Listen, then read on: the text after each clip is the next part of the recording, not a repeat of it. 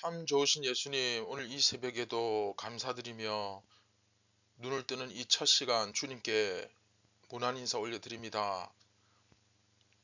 이 세상에서 저희가 영적 안목을 잃지 않고 또 우리가 가는 길을 헤매지 않고 오늘도 바르게 살아갈 수 있도록 온전한 목표를 바라보며 열심히 달려갈 수 있도록 성령님께서 저희의 의식과 마음을 일깨워 주시고 또한 더욱더 영원한 것에 하나님의 나라에 집중할 수 있는 저희들 되게 하여 주시옵소서. 말씀을 통하여 깨닫게 하여 주시고 오늘도 참 자유와 기쁨을 누리며 살아가는 귀한 하루가 되게 하여 주시옵소서. 우리를 구원하신 예수님의 이름으로 기도드립니다. 아멘. 안녕하십니까 선한 제자교회 성도 여러분, 2024년 1월 26일 금요일 주말 아침이 밝아오고 있습니다. 네, 32번째 이야기, 예배의 의미와 성만찬. 네, 오늘 네 번째 시간, 이제 32번째 이야기 마지막 시간이죠. 성찬의 정석, 가장 중요한 원칙이라는 제목으로 고린도전서 11장 23절부터 26절 우리 함께 읽고 경건의 시간을 시작하도록 하겠습니다.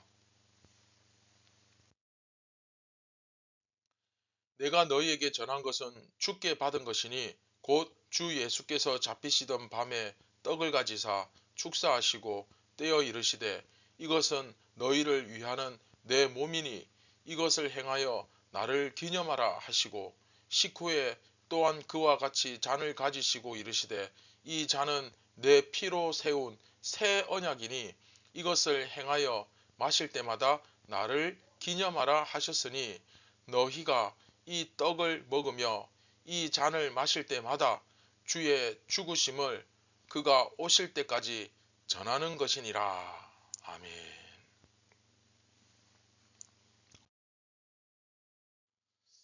네, 오늘 말씀은 우리가 평소에 굉장히 익숙한 말씀이죠. 그 성찬식에 참여하면서 정말 많이 듣던 그런 익숙한 말씀이죠. 예수님을 믿는 사람 치고 이 구절을 모르시는 분은 아마 없을 겁니다. 이 말씀을 모를 수가 없죠. 그렇죠? 그런데 우리에게 그렇게도 익숙한 이 본문이 사실은 어떤 과정에서 지금 나온 얘기입니까? 그렇죠? 고린도 교회를 사도 바울이 가장 크게 꾸짖는 그런 상황에서 과정에서 이 말씀이 지금 나왔지 않습니까? 너희들이 지금 하는 것은 예배가 아니다. 그렇게 막 그쵸?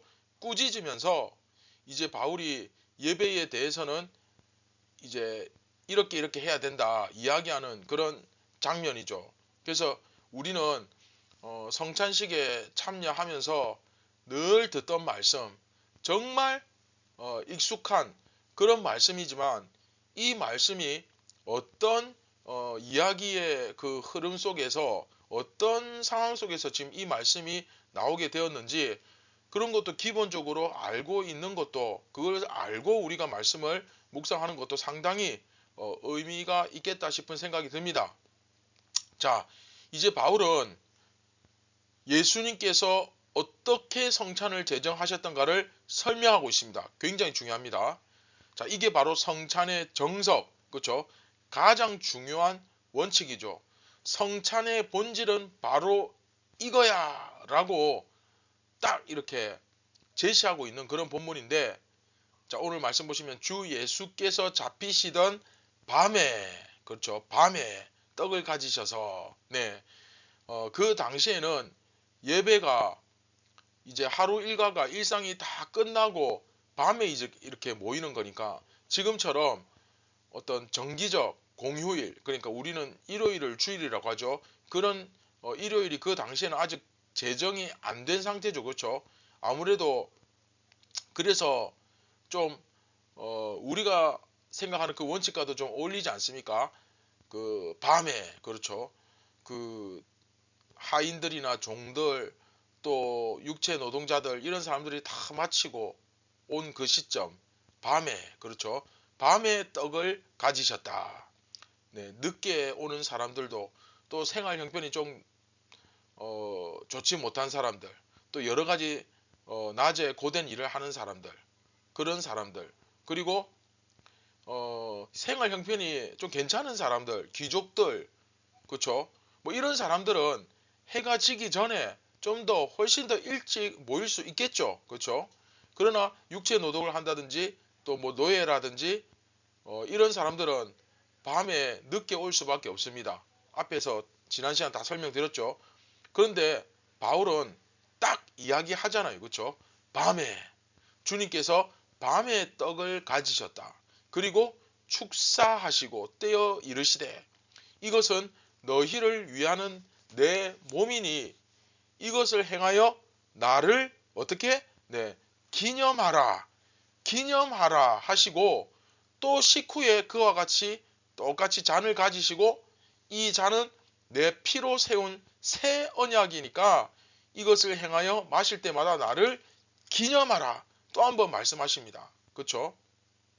즉 이 떡을 먹고 이 잔을 마시는 것은 서로 그냥 단지 교제하려고 그냥 먹고 마시고 즐거워하려고 하는 것이 아니라 이것을 통해서 주님의 죽으심을 그가 오실 때까지 예수님 다시 오실 때까지 전하는 것입니다. 굉장히 중요합니다. 자, 그런 의미죠. 초대교회에서는 지금 우리들처럼 어떤 딱 틀이 갖추어져 있는 정형화된 그런 예전을 갖고 있는 것이 아니니까 그렇죠? 아, 예수 믿는 사람들끼리는 그냥 같이 싸온 빵이랑 포도주 뭐 이런 거 먹고 같이 마시고 헤어지는 것이 그들의 종교적 어떤 의식인가 보다. 거기서 좀 찬송도 하고 뭐 교제도 하고 뭐 그렇게 하는가 보다. 이렇게 생각할 수 있잖아요. 얼핏 이렇게 보면. 하지만 바울은 이 성찬식의 의미를 제대로 이해하지 않으면 안 된다라고 강조하고 있는 겁니다. 자, 그래서 여기서부터 굉장히 중요합니다. 성찬이라는 것은 예수님께서 배반을 당하시고 몸을 찢으시고 피를 흘리셨음을 바로 누구 때문에? 그렇죠? 나 때문에, 우리 때문에 그렇게 하셨음을 기념하는 의식이잖아요. 그렇죠? 그냥 단지 웃고 떠들면서 먹고 마시는 그런 즐거운 식사를 나누는 것이 아닙니다. 아닙니다. 그것이 아니다 하는 것을 바울이 지금 이야기하는 겁니다. 그래서 그리스도인들이 성찬을 행한다는 것은 주님의 죽으심이 예수 그리스도의 죽으심이 자기 몸에 임하는 거다.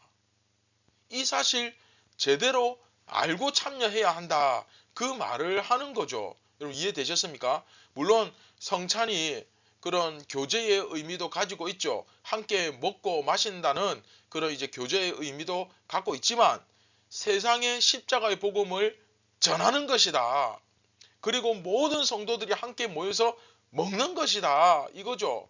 초창기 그 성찬식에는 심지어 가룟 유다도 거기 그러니까 모든 성도에 포함되어 있지 않았겠습니까?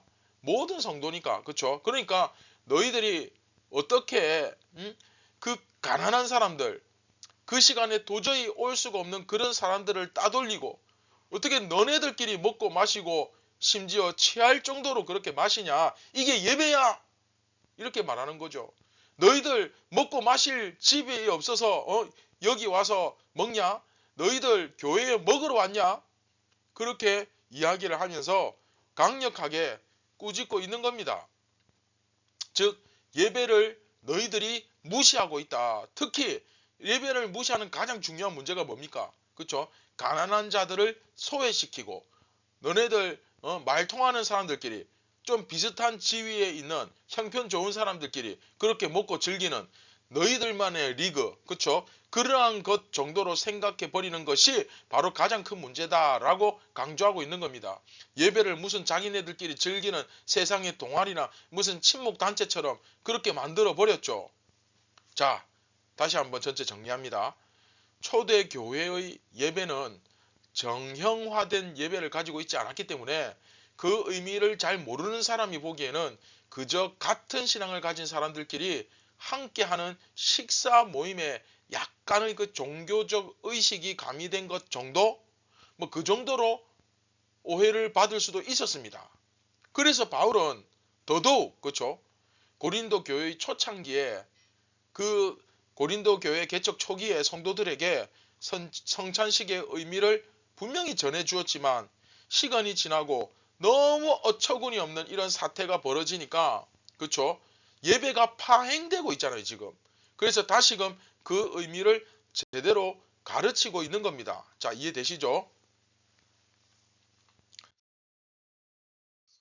자, 말씀을 정리하고 맺도록 하겠습니다. 특히 그 중에서도 자, 이 성찬은 주님의 죽으심이 교회 안에서 재현되는 시간입니다. 자, 다시 성찬이 뭐라고요? 예수 그리스도의 죽으심이 교회 안에서 다시 재현되는 시간입니다. 십자가와 부활의 사건은 2000년 전에 단 딱 한 번 일어났죠. 이게 다시 일어날 수도 없고 절대 일어나서도 안 되고 그렇죠. 하지만 여러분 정말 놀라운 사실이 뭡니까? 우리가 이렇게 함께 주의 이름으로 모여서 성찬을 나눌 때에 우리 안에서 그 시간이 2000년 전에 그 시간이 다시 일어납니다. 그런데 이 놀라운 신비에 가난하다고 해서 동참할 수 없다거나 또 이 놀라운 신비에 자기네들끼리 어떤 마음 맞는 사람들끼리 부자들끼리만 어떻게 하겠다 또는 그 신비의 그 엄숙함과 그 중요성을 마치 무시해버리듯이 나는 먹고 마시고 즐겁게 행하는 그런 행동은 절대 용납될 수가 없는 거죠. 감히. 그렇죠? 사실 현대의 교회는 성찬을 행한다고 할 때 사실 뭐 그렇게 막 먹고 마시고 즐거워할 만한 그런 그게 사정이 안 됩니다. 그렇죠? 현대 교회에서는 그런 요소가 나타날 수가 없죠. 금방 쓱 하고 지나가 버리는데 그렇죠? 나눠주기 바쁘잖아요. 빵 조그만한 거 그렇죠? 그거 한 조각하고 포도주 요만큼 하고 잔도 아주 그냥 딱 새끼손가락만 하잖아요. 그렇죠? 그걸 가지고 뭐 거나하게 취할 때까지 마시겠습니까? 그렇죠? 뭐 그러니까 이거 가지고 뭐 마시고 즐거워하고 교제하고 할 그럴 여가가 없습니다. 다만 문제는 우리가 중요한 건 뭡니까? 이 예배의 의미를 잊고 살아가고 있다는 게 가장 큰 문제죠. 예배 시간에 분명히 앉아 있어요. 그런데 예배가 뭔지를 모릅니다. 예배의 의미를 몰라요. 그러니까 맹하게 있는 거죠. 그렇죠?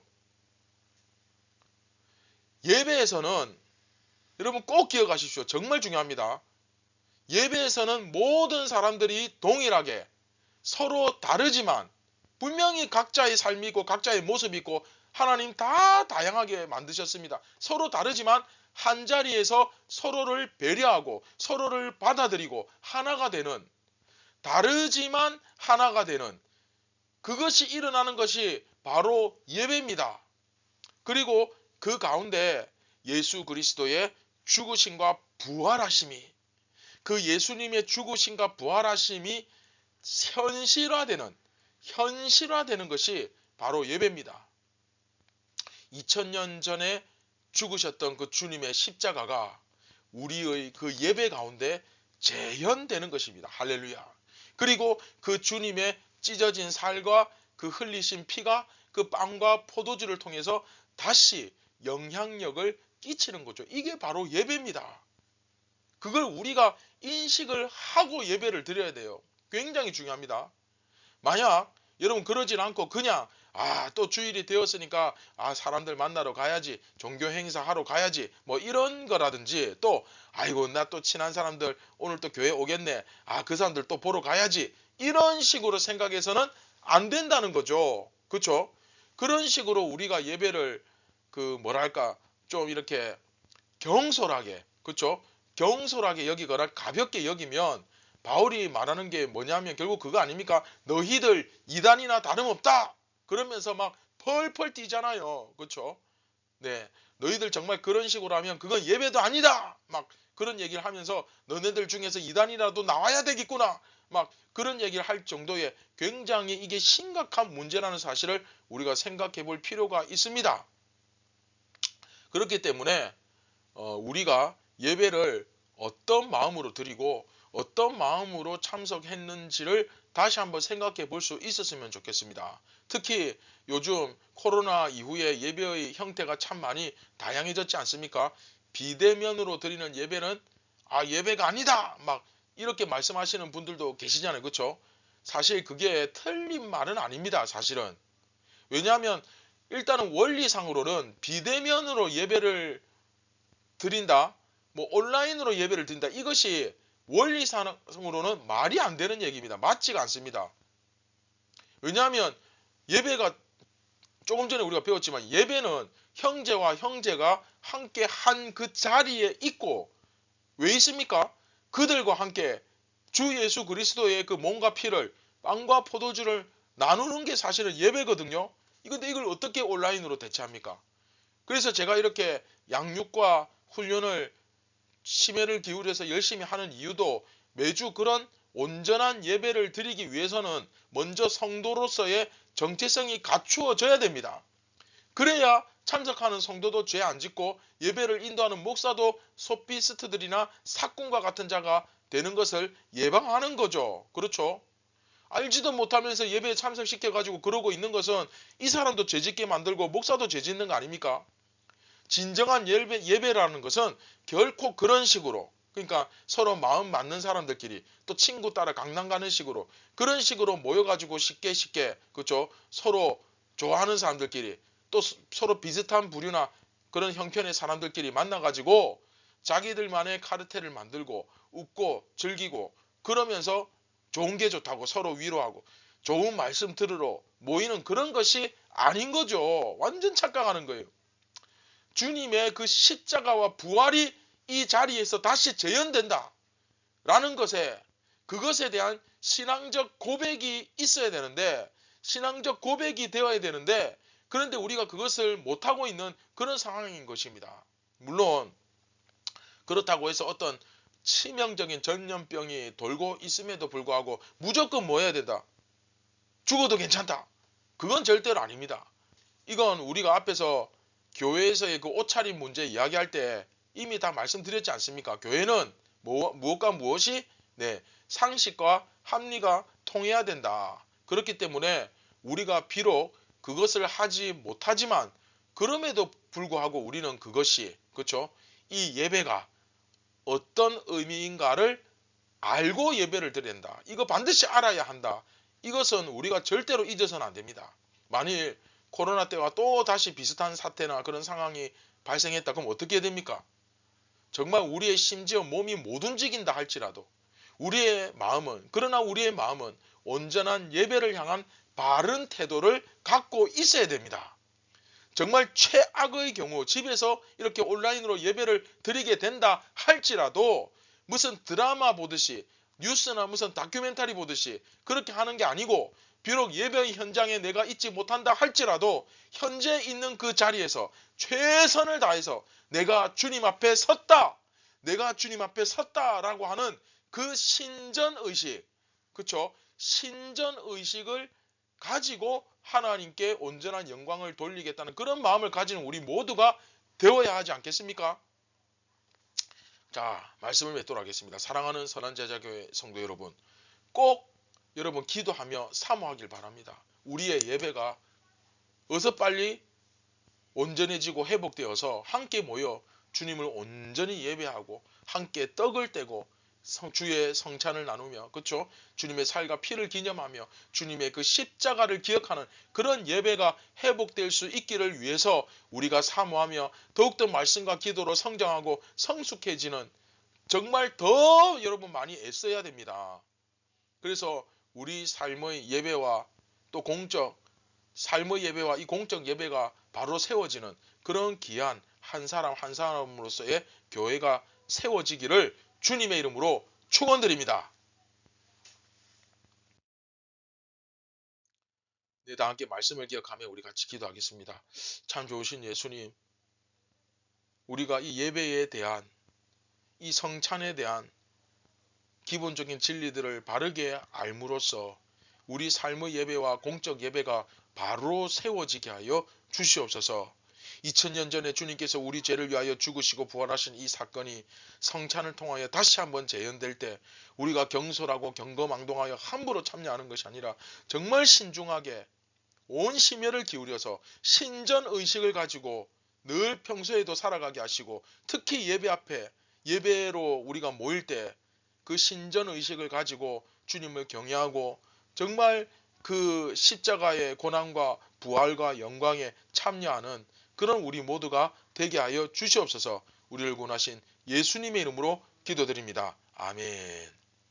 사랑하는 선한 제자교회 성도 여러분, 제가 시간 관계상 오늘 또 분량도 많고 해서 조금 빠르게 이렇게 지나갔지만, 여러분 예배에 대해서, 이 성만찬에 대해서 바르게 알고 있는 것은 굉장히 중요합니다. 이건 뭐 더 이상 설명할 필요가 없잖아요. 그렇죠? 그래서 다시 한번 여러분 마치고 개인적으로 한번 다시 한번 공부하시면서 잘 정리하셨으면 좋겠고, 그래서 여러분들의 예배가 회복돼야 삶이 회복됩니다. 이 예배가 바르게 온전히 드려질 수 있도록 최선을 다하시기 바랍니다. 감사합니다.